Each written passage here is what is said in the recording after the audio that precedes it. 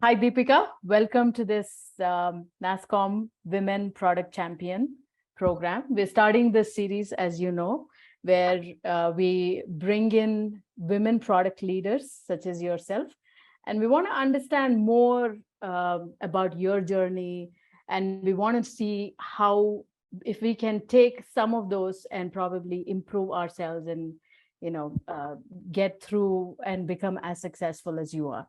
So, with that, without further delay, I want to get started on this. So I was going through your LinkedIn and we've talked a little bit before. Your journey is amazing. But before we get to that journey, I just want to understand your pre-journey to that journey, right? From school, college, how was it like? And, did you face any challenges, or was it a cakewalk for you? Because I know people who've gone through this journey for 20 years prior to that, there have been a little bit of hiccups, especially for girls. So I want to understand that and, make world also hear that. So Thank you so much, Pallavi, and thank you for this warm welcome. I am so happy to be here with NASSCOM. I've been sort of involved with the NASSCOM 50. I've been on the jury for the last few years, and I think this organization does terrific work. And I'm so happy to help in any which way I can, and also to learn along the way, which I'm sure I will. So let's get started. I'm looking forward to the next, sometime with you. all right, cool. So with that, can we talk about a little bit of your pre-journey? Yeah. So we understand that, and then we get to your bounce journey, pun intended. Sounds good.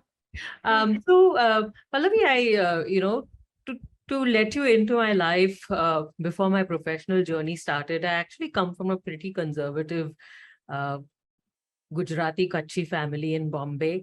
Uh, Except for my sister and myself, there has been nobody on both sides of the family that went abroad alone to learn, at least in our generation. We just saw off my cousin's little daughter who went to U Michigan recently, and I was cheering her on to keep the flag of my family.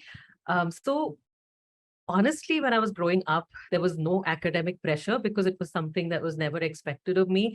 I did my undergrad in hospitality management, thinking one day I'll have my own confectionery business or something. I even actually did dabble in sugar-free ice cream at some point in my professional journey. And if we get a chance, I'd love to talk about that, right? So that was my beginning in life. It was very sort of happy-go-lucky, low Uh-huh. pressure, and with no understanding or expectation of what life would bring me.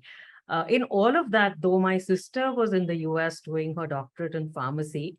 And she told me at that time that you must come and do your MBA. This was just an acronym to me at that time. She said it will fit your personality. So I always looked up to my older sister, and I felt that she knows me and she must understand something about me. And so I studied for the GMAT and everything. We didn't have a lot of institutions at that time that could guide students on what to do, what your professional path could be, etc. So I, studied for the GMAT, did well. I got a scholarship at a university in Texas. I went there to do my MBA. And when I graduated, I found myself attracted to an online startup instead of the more traditional banking and energy sectors that a lot of my fellow students were going to. And I think that was sort of, one of those decisions that you make that is life altering, but when you take that decision, you don't realize. And so, I joined Travelocity, which was the first online travel startup in predates Expedia and Orbitz, Make My Trip and others. And I learned a lot. So that was the beginning of my journey. That's fantastic. I mean, when you did this MBA, or when your sister, went and did her doctorate, was there any resistance in terms of why are you doing that? Why do you have to go? Or even get married and go and you can study later on? Was there something like that? I think my sister paved the way for me, honestly. There was in her case, and she was Okay. engaged midway through her doctorate. I was young at that time, so I was not quite at the marriageable age. And Okay. frankly, from my perspective, I was seeing that as a two-way, 2-year respite from the. So I thought, if I do this, then I can buy myself 2 more years, and Right. that's the kind of understanding I had with my parents. I never thought even once that I will end up staying for as long as I would, or, make such a career for myself, or, work so hard and be really busy. Okay. That's sisterhood, man. That's awesome. The Travelocity, I remember using it a lot when I went to study in the US. It's just an awesome website. So good to hear that you've been part of that. Now going into your professional life, I see that probably you went from Travelocity to Amazon, and you've probably done the non-technical piece where you did I saw on Amazon you were technical program manager, and then you went from there to product management. That's a huge leap, right? Uh, And Actually, the role was technical product program manager. It was a role that Amazon used to have when I joined. It was called a okay. TPPM role, and Hmm. it was very multidisciplinary. So actually, it wasn't even just about. So Amazon at that time did not have a separate product management and a separate program management track. So you got to do both. And frankly, when I started doing program work at Travelocity, there weren't traditional product managers. There was the business, and then there was technology. And then without knowing it, what I was doing was not only just helping the execution, but also crafting what the product experience should be. And I actually Hmm. started my career in market research under a brilliant manager who I thought the world of. And even at that time, Travelocity was storing, for that time, which is huge, terabytes of data, right? And there was a huge Teradata implementation. So how do you instrument the product? How do you get the clickstream understanding of what customers are doing on your site? Why? So I was already getting schooled in that even in my research role. And so really, when you think about product management, it's about building delightful customer experiences, understanding what's happening at scale, because you Hmm. have hundreds of thousands of customers coming to your site and using your product, being able to make sense of all of that clickstream data, and then obviously changing how you execute or what you build next basis what's happening in your business, right?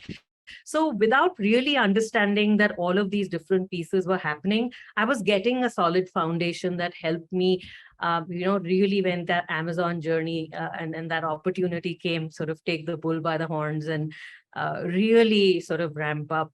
uh, so even though the roles weren't very traditionally well sort of delineated at that time, I was getting experiences and learning from a very, very good team. So even though Hmm. Travelocity was, in Texas and, at a different scale from what Amazon is, I was lucky, and I've always, touch wood, been lucky that I've got to learn from brilliant colleagues. So not just the manager that I had the good luck to work with, but even the CEO of Travelocity. She's now sort of, at CXO at CVS, which is a Fortune 4 company in the US. I worked with, and she's been with IBM and other organizations. My then boss, Dominique Philippe, is now a VP at Walmart. So I just got to learn from some great people. And I think if there's one cornerstone of how I define myself as an individual, I think I'm a lifelong learner. So I soak like a sponge. And then, what's fascinating, Pallavi, is also I realized this part of my personality when I was in the US on my own. I think I was just a completely different person in India, very much shaped by my surroundings. So getting away from home early was, I think, probably as big of an education as the education that you get. Yes. And then I really came into my own in the US. So I always say that my roots and my, stems are Indian, but my leaves and my branches are the US, because I really am a product of both countries and environments. No, certainly. I think the exposure makes a huge difference, and when you go there to study and start working, your independent life, so to speak, starts there, right? And you start to look at things differently. You start to analyze things differently and come on your own. So that's fantastic to hear. So it's the team, it's brilliant people that taught you how to, how to do all of these. Did technology play any role in this, or did you have to learn through that, go through that at all? Absolutely did. And I realized when I went to Amazon and, worked with really brilliant principal software engineers and architects, how important it was to deepen my understanding. And a lot of that happened on the job because of the way we work. We used to sit in one big room. So we worked in a pod, in the classic sort of pod model. There was no, writing the requirements and handing them over. It was agile in the true spirit of the word. We were innovating and, building in progressive evolution, as they coach in agile, very organically. And I realized very early on that the architectural decisions that we make when we were conceiving the blueprint of the product are what's going to shape the product for a really, really long time to come. Having said that, at that time, I wouldn't say tech was my strength. It was something that I was learning along the way, but I did make it a point, and we can talk about that now or later, to sort of self-educate myself. I took courses, I read books, and did an intensive in system design, and just everything that I needed to learn, right from APIs to scaling and sharding, and what are the sort of communication protocols and all of that, because I did not want that imposter syndrome to be hanging on my head forever. And I realized that I have some amazing strengths as well. So, for me, I think if I had to sum up my life journey, it was never about I'm going to complete a checklist and then I feel good about myself. It was really learning on the job and understanding organically, what am I good at? What are my strengths? What do I bring to the table? And I realized that while there was this area that I really felt like, oh my God, I need to learn and kind of, go through the paces so that my foundation is really good, and I never feel like I don't understand what's being talked about in a conversation. I've heard a new word, and it's really making me feel like less than, but at the same time, I also learned through the experiences that I was having, through the promotions, the opportunities, the ratings that were being given to me, that there was something else I was bringing to the table as well. And that was as much of a learning. I think that's life, right? You learn to kind of hold in one hand what your strengths are, and then be really honest about where you need to continue learning, and what is it that holds you back. And I think, honestly, as much as this is important, and I think us good Indian girls are very good about beating ourselves up about this piece, but I think that itself has been learning to how do I hold both together so that I'm never just completely being weighed down by what I feel is lacking or missing. And we'll come to this. And I love to inspire women. I really love to inspire younger women that I see get in the workforce to never lose sight of that, while always remaining real and humble about, where we need to grow to. No, we'll definitely, your left hand that you keep showing, we will definitely get to that. But I want to continue the technical conversation. The main reason being, where I hear people, where even when we go to MBA schools to recruit folks, and when we talk about CISCO, something that intimidates some of the folks, that, oh, I need to have the domain knowledge. And I try to explain to them that, look, you need to know technology from the use case standpoint, from the customer angle standpoint, and also a little bit of depth. You don't have to go in and code, but at the same time, you need to know the knowledge to talk to your engineers, to talk to your customers, to talk to your sales. So you mentioned that you went in a little bit deep. So this would be a good time for us to understand how you went about doing it, and how important that is in the product management world. Yeah. And see, I think it's really important to also help the viewers of this talk understand that there are different kinds of products. There are some products that are extremely technical.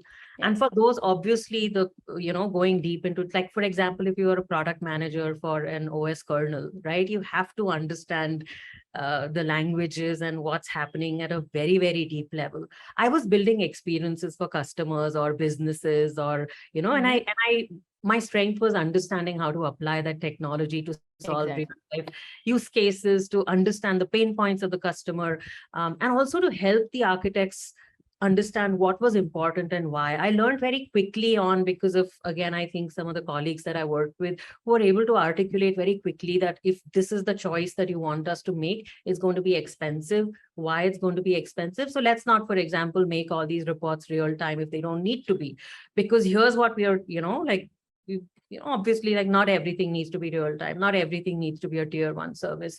What is this going to scale like?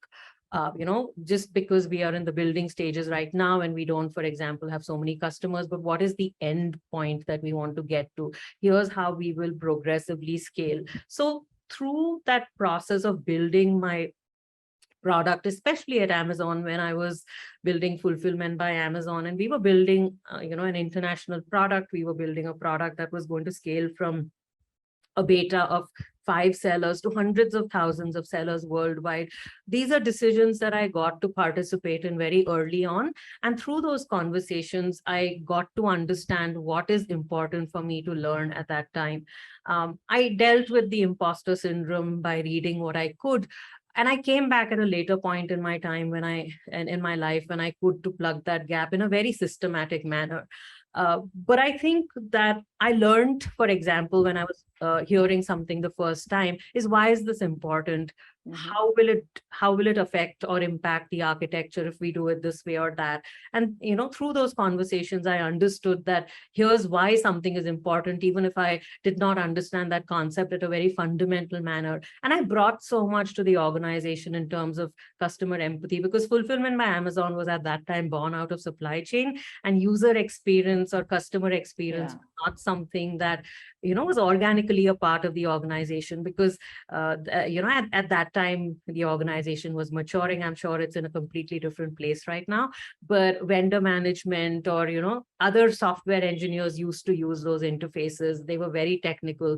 We were kind of exposing Amazon supply chain to small and medium businesses who were a completely different persona, right? So I brought that into the table. I got asked to hire human computer interaction specialists. I talked about the importance of getting the seller in, talking to them every quarter to understand that we are building the right thing. And so I focused on the strengths, and then I learned to learn from the strengths of others. Right. I think the important takeaway here, Deepika, is even if you're coming from the non-tech background, you can learn what is needed for you in order to do the job if you collaborate well with your stakeholders. Some people, go into product management saying, "Oh, I am the person who will give you all requirements. You just listen to me." That's not how it works. If you go in as a collaborator with the stakeholder, you will get the right knowledge and you will be able to understand it more and make better decisions and bring in the right people along and create beautiful products. I think that's what I hear from you. Absolutely, Pallavi. I couldn't agree more, right? I think making great partners and collaborators of your tech leads, of your architects, of your senior engineers, I think, always results in a better product than if you had to do it alone. Correct. And by the way, the same goes for design. And, in today's world, your data scientists, and even the business, and depending on the nature of the product, people who are in the ops side, right? Because they hear really how your customers struggle in certain areas or what their pain points are. So definitely doing it. This is one role that probably touches every organization in the company. And with that, I want to get to your left hand, the strength that you keep talking about. I'm assuming you're going towards the emotional intelligence and how that plays a huge role in product management. So do you want to talk about the strength, that you bring to the table and how it helps? I think it is a strength I learned I had to develop along the way. It was, like all things, it's not something, it's something that we learn along the way. But over time, I think I made it, I realized that when you get to leadership in product management, it's about carrying people together. Now you're no longer working on a single product and, writing detailed requirements for it. You have an amazing team that's doing that work for you. But oftentimes in organizations, there are, let's face it, it's something that we all run into. Sometimes there can be personality differences in the way people work with each other. Sometimes there are insecurities. Sometimes there are, struggles, there's politics. It is a reality of the work life, right? So if there's one thing I think one has to do as a product leader, it's carry people along and meet them where they are in their journey. And I sometimes say this to the younger folks on my team, it's not always about being right, it's about being effective. So, first of all, there are very few instances in life when there is an absolute right. My right, maybe somebody else's relative wrong, or, Right. So how do you meet people without making it a us versus them, or a, right versus wrong, or a not good enough versus excellent or something. And I think that has been a journey, and I've had to realize my own, unconscious biases, my own tendencies to, jump to conclusions without getting a lot of that data. And again, some of the organizations, including, my current organization at Flipkart, have been excellent about providing coaching. And unlike, I have to say, sometimes I hear people say, just, go through this, just karna padta hai. Honestly, I give it my all. I think this is one area where I'd like to pat myself on my back, is I really try to immerse myself in that coaching, take what the coach has to give me, learn about my blind spots and opportunities, and, try and improve every day. That's fantastic, Deepika. Um, the the part I think where it makes a lot of sense is what you said, where meet people where they are, and there's no absolute right. It's my truth versus your truth. So let's just agree to disagree sometimes, but keep moving forward. I think that's a fantastic learning. Yeah. And also, I think, sorry, just one point. No, go ahead. Just de-escalating or diffusing a situation. Yes. And, understanding when it doesn't make sense to, continue that discussion or continue to think. I think that is also, and all of these, by the way, are things that, the School of Hard Knocks has taught me. Yeah, I don't think you learn any of this in academic schools. I myself, have, I used to get irritated or be, jump to conclusions, and I would think, this person is not getting it. But then over a period of, over a number of years, you realize that maybe that person, was where they were, and I am where I am. And we just need to talk more and communicate more, understand each other, and get to a right place. That over a period of, going through that, you will realize and learn more. You've been across different continents. How has that been, and how has that given you, I know you said your root is Indian, branches and leaves are US, but the exposure that you received after having that independent life from the US, you came back to India. How has that exposure helped you? What are the different learnings from that? One thing that I have tried consciously when I went, from the US, from the India to US, and then came back to India, is I try to, with the teams that I work with, help them realize that we can take the good out of everywhere. So when I say something about Amazon, that it does that really well, it doesn't mean that my current organization isn't doing it well. Or if I say that India does something really well, it doesn't mean that the US is the pitch. So I try not to kind of be black and white or take sides, if you will, because I myself feel that I've always learned from whatever situation I have put myself in. And so I think, if we think of ourselves as not coming out of the India box and going to the US box, and coming out of the US box and going into the India box, but you're evolving as a person no matter where you are. And then you are that person no matter where you go. Correct. Right. So I have taken what I liked about that and come back and I try and do it here. And it may manifest itself as a fairly non-hierarchical roll up your sleeves and let's get it done kind of way. And yet holding the bar high for the team in terms of execution or preparedness or what have you. And I take the warmth and what I'm wanting to inculcate. And if I ever many years down the line end up going back to the West or something. But the warmth that you have in India, there's a realness about how people connect with each other. There is the ability to smile in face of the most difficult situations, and not be very clinical about uh, what life has to offer. I think India has an amazing ability to kind of be resilient because of this underlying, I don't know, goodness, I think that people have, and persevering through struggles. And so, so I think moving across continents means that you take the good out of everywhere and decide, okay, this part does not feel right to me. And I think we just evolve, because honestly, the world is so global right now. I think, and if this has been my experience, think about the kids, they just fire up their iPads today and they're transported into a completely new world. Yeah. And I think borders are shrinking.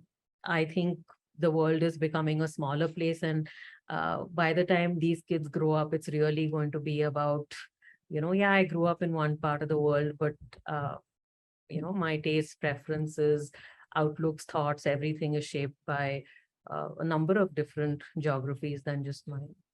Right. Definitely. Does in all of this journey, did we talk a lot about diversity and inclusion? Of course, people have now started mentioning diversity of thoughts, including different personalities, geography, and all that. But since this is the NASSCOM Women Product Champion, I just have to bring in the gender angle here. Do you feel that gender plays a role here in any way? Is it, and if it's in a, I don't want to say positive, negative, but are there pros and cons of this?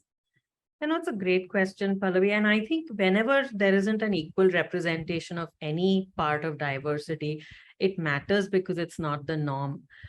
And it's not because I think the majority wants it to be any way uncomfortable for people who are not the majority. It's just that I think one could easily shrink oneself to fit or be accepted, or make it okay for people around them, right? And I definitely think gender diversity and the work that is being done to make sure that there's an equal representation of women is very important. And this does not mean that it's quota. I think we all talk about it, of course, the people that you bring in are really capable of doing the work. In fact, more so, because frankly, there has to be so much self-selection for a woman to persevere and really keep battling the odds and continue fighting. She must really want it. So folks, if you have women candidates, take a hard look, because that woman has had to, really push through life to kind of make it to where she is, right? So, but yes, I see that, one has to make a conscious effort and again, bring that emotional intelligence into play, learn how to work with the system, because the system may or may not always consciously know how to meet you where you are, but that's what we do. We that's what we do well, which is we understand the situation and know how to make it work. So does the gender play, are there certain characteristics of women that helps in product management, or should we just not even broach that? No, I think I think the natural empathy that women have, I see women as being very conscientious. I have really enjoyed having women on my team because I feel that there's a really earnest witnessed the way they do their work. They are able to empathize with customer pain points really well. I think women are also natural mediators and conciliators, and this isn't my wanting to reinforce a stereotype that women shouldn't be able to stand up to conflict or something. That not at all. But like I said, product management is about bringing multiple perspectives, points of view, and multiple disciplines together and synthesize at the end of the day what is right when you balance business strategy, product strategy, financial modeling, design decisions, tech architecture, go to market pressures, competitive landscape, all of that, right? And I think just because, you know, one doesn't necessarily need to sort of get fixated on one side of the equation. I think women can hold these different perspectives well together, because I think unconsciously when we are raised in a way that, you know, takes in everything that's going on in our environment and somehow understand that we have to keep the peace or make a good decision, or, you know how to progress without conflict or burning bridges or something. I think it's an art that women do really well. At the same time, I would like to say that, you know, women also owe it to themselves to continue investing in understanding, you know, why they hit a glass ceiling or what they need to do to continue growing, if they so choose. And it's both, right? So us women in the workforce pave the way for it to be a safe and a great learning environment for women. And then the women coming in the workforce also, you know, would love to see the fire in the belly or the desire to invest in themselves and understand that ultimately it is up to you to, we can't change people around us, or we can't change the environment. What we can do is decide if we want to be in this environment, how do we adapt and how do we need to grow, and, you know, and do we want to, frankly. Correct. I think the key word there is if they choose to do so. I think that if you choose to do so, then I think there is a good amount of effort involved. Just taking that a little bit further along, when and I keep discussing this with many people, and Shreya is quite well aware of this. When we talk about product management, it's more of different personalities, and mostly type A personalities come into this space. I mean, this is from my experience, who, you know, are very ambitious, want to do a whole lot more, which is a good thing. But at the same time, what happens when you put all type A together, you know, we keep sharing our ideas, our opinions everywhere. And you do see that there is a room where whoever is heard the loudest and things like that. Now, do you see, again, is it the personality that plays out, or is it the gender in those kind of conflicts or arguments, in your experience? You know, it's a good question. I feel that it is a combination of both. At the end of the day, one thing is, if you have the courage of your conviction, you know, and if you genuinely believe that I believe something should be done a certain way, if you're not going to speak up, obviously nobody else is going to know that this is not something that you agree with, right? So one is sort of the courage to speak up. And I think women need that. I think they need to be told their voices are important. I think they need to be told they deserve to be heard. And I really do feel that, you know, it took some time even for me to realize that my voice is valuable. I have something valuable to share.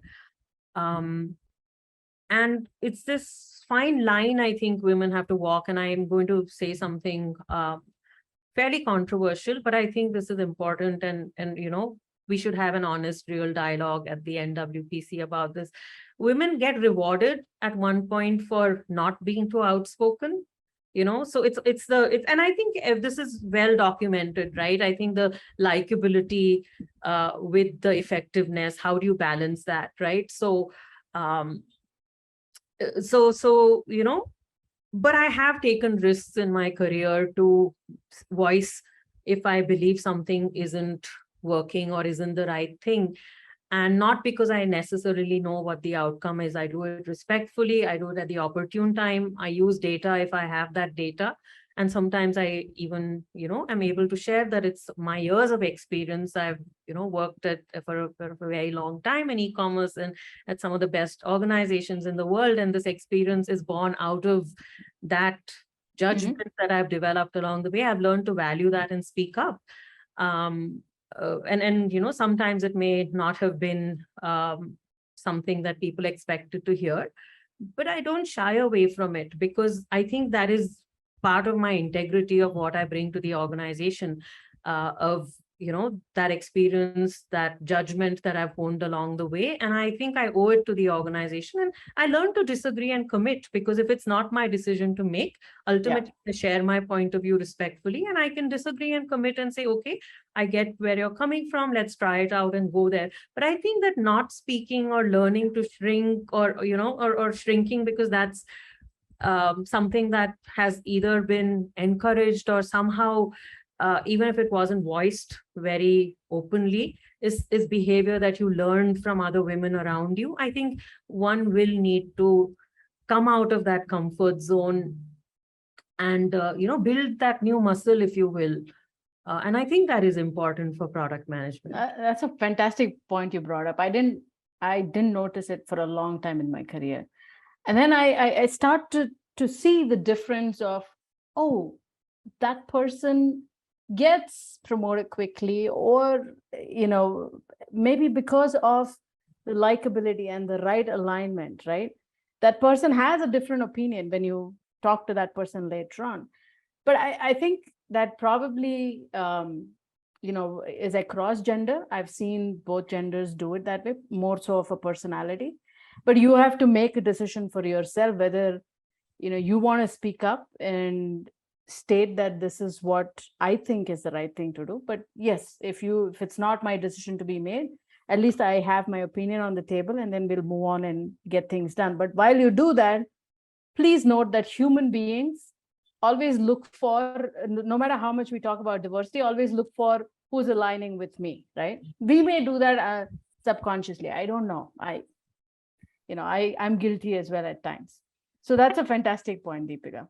No, absolutely. And Pallavi, I think that's where data also comes into play, so kind of removing the opinion out of the mix as much as possible, and bringing data in the picture, I think is thing. And I think the other thing I have learned over time, and this is the emotional intelligence and I think the self-work I've done, is how do you remove the charge, because when there is a charge to you and people sense that, I think sometimes it's less about what is being said, it's about the energy behind it, and people kind of latch on to that. And, that itself has been a very, sort of this track of understanding myself.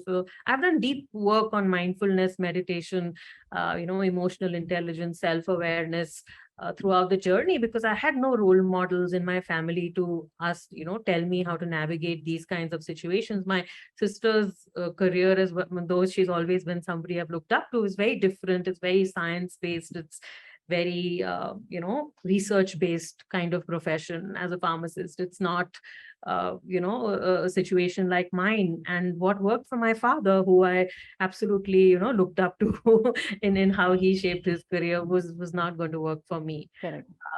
So I had to learn, how do I get received when I say something, when I say it differently? What are the thoughts going on in my head? Do I expect to be shot down? Do I expect this person is not going to listen to me? Or, there were many, many layers of the onion that I had to peel and sort of sit with to, and then, it continues to be work that I have to do all the time. Good. I think before we go to the last question, I think one thing that touches probably a little bit more personally is you've been single throughout. And do you feel that has helped, harmed, or both in certain situations? If you don't want to talk about it, that's absolutely fine. No. I'm nothing to hide here.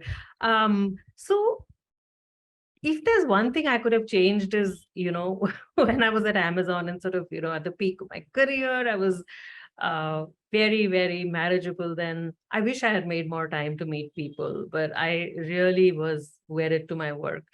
Having said that, when I look back at my life right now, I think like everything in life, it has its plus and its minus. I definitely missed having, somebody who had my back, and especially somebody who was willing to say that you're right, and don't back down, and you got this, or sort of cheered me on, right? I think we all need somebody special in our corner. um, but it allowed me to be that person for myself. I wasn't going to be anybody that wallowed in what did not work out in life. um, the good thing is I could be devoted to my career. I could put in the hours. I grabbed the opportunities that came along my way. And I've learned that the purpose of life is whatever cards are dealt to you, Yes. how do you take those and play the most graceful game that you can? So, like with everything in life, and I think there are so many diversity boxes that I check, right? Sort of woman, non-technical, single. Yeah. You can add body diversity right now after the pandemic. That has been a whole different ball game here, right? So I have learned to love myself and embrace who I am through this, sort of unpredictable, non-linear journey called life. And I still hope to meet somebody. Why not, right? I refuse to be boxed. Definitely. So maybe TMI on this interview, but it's yeah. Excellent to hear that. Before I'm just getting greedier and greedier. I know you have a hard stop, but do you want to touch upon bounce and that being different in terms of product management? It's just exciting journey, right? Launching a scooter on an e-commerce platform. Well, I'm, how? I'm glad you asked me, because it's been such a, I'm not going to continue the puns and say, but I have to say fun ride because because when customers from tier 2, tier 3 cities, which is what Flipkart brings to the table, right? Flipkart Right. is so well recognized and well loved a brand throughout India, and especially in T2, T3 cities. I think there's such a loyal following. So a lot of the new age D2C brands in the electric vehicle space want this recognition via Flipkart. And yet, a vehicle is something that you experience firsthand. You want to touch it, feel it, ride it. So I think what's fascinating, and then a lot of this work is actually being done in our labs right now, is Hmm. how do you replicate, and what can you replicate without somebody going for a test drive, right? So Yeah. how fast does it charge? What's the console look like? How does it, how much space is there in the storage?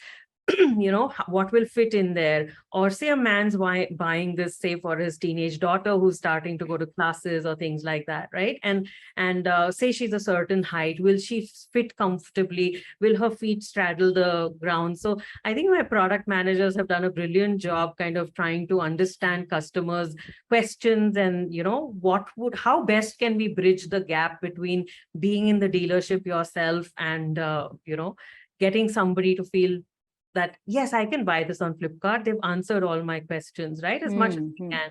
So using some of the upcoming technology, using AR, using interactive experiences, this work is being built right now. So I have already shared quite a bit, but I think once we get all of this product work out in the market, I think it's really going to revolutionize how vehicles get sold. And really Definitely. grateful to Flipkart for giving And me. bringing that everything to the website, right? When you go to the tier 2, tier 3 cities, you can't really depend on the VR, the goggles, and all that stuff. It has to be through whatever small device that they have. So more power to you. I hope to see that soon. The last one is, we talk so much about gender diversity, but at the same time, what I notice is, and I keep hearing this from my peers as well, is a woman leader needs to bring more women along. Yeah. You've got to represent the role model, and bring more people along. So how do you, in your organization, are there certain changes that you have made, or are there certain things that work that we can learn to add if they choose to do so, to the workforce? Yeah, I've certainly, noticed situations where women would not talk. I would expressly ask for their opinion. I have seen situations where a lot of sort of operational work was being handed to them. And I have never been afraid of speaking up on their behalf if I believed and saw that their work was good and they, deserve to be doing more. Um, and yet I cannot be the strength or the wind beneath their wings completely. So my role is more about noticing these things, creating opportunities. But what I want most for themselves, and this is again what I'm passionate about, is helping them sort of understand or recognize their own voice, understand how is it, because I can't fight everybody's battles for them. And I'm not saying that in a weary manner. As you know, they say, teacher, give a man a fish, you feed him for a day. Correct. Teach him to fish, he's never hungry again, right? So it's that transformation of seeing yourself and your identity. I think that is work that certainly when women have come to me and said that, there's so much to learn and how do you do this? This is what I want to do, is empower them to find their own voice and understand that it has value, understand that their opinions matter, they count. And, oh, by the way, you're not going to be the majority. So here are some of the things that you might run into. And here's how you make your point effectively without alienating people, with carrying them along. And, I definitely make the time when a woman comes to me to talk about that. Good, good, good. Oh, that must be my son.